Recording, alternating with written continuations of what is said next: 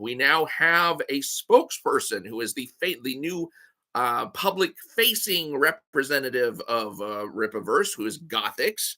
I'm sure everybody's probably seen a video or two about her and in doing her live streams, talking about her new position in Rippaverse as a spokesperson for them.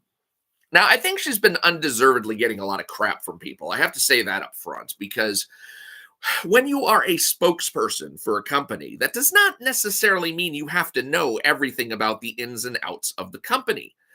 If you go to a lawnmower company, you may not know anything about lawnmowers, but you can read a press release. You can handle press questions. You can handle the customer feedback and things like that. Generally, you will learn as you go about the products that the company delivers, and then you will be able to speak more intelligently on those things. But there's nothing that says that knowing the business that you are going to be a spokesperson for in and out and every which way is going to be a requirement of the job. And so we just need to kind of hold back and just see how she does the job. I would just say give her a break and let her come in, get herself acclimated, and we'll see what happens there. Low Watermark says, but maybe she could know one or two things about the company. I think she was hired to be a spokesmodel. And again, perfectly fair if that's what she was hired to be. And she does know one or two things about the company. She does know a couple of things. The problem is that what she knows, she's been fed by Eric, which again is understandable. He's the boss, and he's going to put forward the picture of the company that he wants not just her, but the whole world to see. And so we're going to be seeing it through the lens of Eric July. And what I wanted to try and do today, because I don't know how long it's been since anyone's attempted to do this, is just kind of go over the beginnings of the Rippaverse and how it felt for an observer like me to get your hopes up over a comic book universe and then experience the disappointment of the actual product that they deliver. Because this is what Gothix is not going to be able to connect with in any way, shape, or form if she's just listening to what Eric says about the company and why everybody is attacking him, because there's going to be the standard stuff of, nobody wants to see a black man succeed, yada, yada. There's stuff about, they're trying to gatekeep you because they don't think you paid your dues and yada, yada. And there's so many things that he's going to be feeding her with that if she wants to get another perspective, I'm hoping that this video is something that she might be able to come to and see another person's perspective on it. And I want it to be a true perspective too. I don't want to just parrot lines, as if Ethan Van Sciver were feeding me his point of view. I mean, I will include some of his point of view in there, and also talking about Dick Masterson and some of those. But I'm not going to take their sides necessarily, because I have a side throughout all this myself. June Wong says, disagree. A spokesperson should know everything about the company, or else the spokesperson might say something that makes the company look bad. I can't see how that's possible, though. I mean, when you first get on the job, there is no way you're going to know everything about the company. You have to be fed that information, and you can absorb the information as you are fed it. And you can tell she's already got, some of the comic books on her desk, so she's going to be reading those, and she's going to know about the product soon enough. But the day after she gets hired, she's not going to know everything there is to know. Brian Suddenly Old says, I just wish she read the comics before stepping into the role. Well, it does take a little bit of time sometimes for people to even get used to reading comics. Reading comics, I mean, it shouldn't really take much skill to do that, but for some people, the combination of words and pictures is not what they're used to.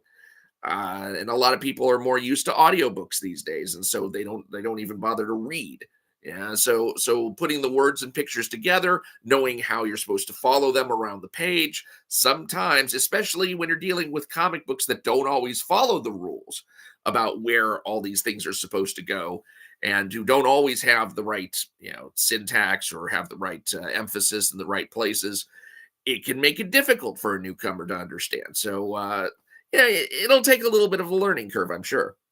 Quantum Age Comics. If she read the comics, she would have declined the position. Well, I mean, it's possible, but I mean, think about the people out there who are reading the comics and actually enjoying them, and you wonder why. And it's like, have you never read any other comics that you think that these are the best ones that you could find? Um, I can imagine that that's actually the case for some people, is that they're going to be looking at those particular comics and they're like, well, I've never read comics before, but these sure seem great to me. I mean, the art's crisp, and I can tell what's going on from the story, and yeah, I don't see anything wrong with this. But when you've read comic books for like 45 years, like I have, and you know what some of the ins and outs are of putting these things together, and also what some of just basic storytelling tactics are, and you're not seeing them utilized, or you're worse, you're seeing rules contradicted.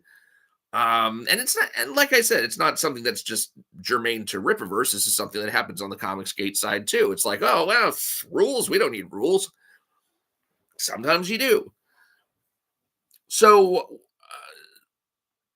yeah, I don't see how she's going to acquire that kind of critical nature towards the comics, especially if she's just not a comic book reader. And as she grows into the role, and assuming she stays with it, because you never know, she might decide, screw this, I've got my own stuff to do. She might either realize that the product's actually not up to snuff, and not feel like lying about it, or she can, maybe she'll develop an appreciation for the books, or maybe she'll at least say, well, he's trying. Because one of the things I noticed about what she was trying to say um, during her kind of introductory remarks is that, well, he's trying to do something, and then there are the people who, they can't do it, so they just basically criticize and try and tear down everything that somebody else is doing. And it's like, yeah, but you don't understand. The reason that a lot of us chose to tear down and deconstruct and point out the flaws in the stuff that he was doing is so that he could do it better. And when we found out that our advice was not getting heeded, that's when we started getting pissed off. Because then we were like, okay, so we're supposed to stick with him, but he's not accepting any feedback from us. I mean, and we don't know of anyone he is accepting feedback from except the people he's paying to write his books. And so, yeah, maybe he'll accept feedback from them. And it's not always good feedback. I remember he was talking about how Chuck Dixon gave him some feedback for ISOM #1. And when I heard what the feedback was, I was like, no, don't implement that. You don't need that.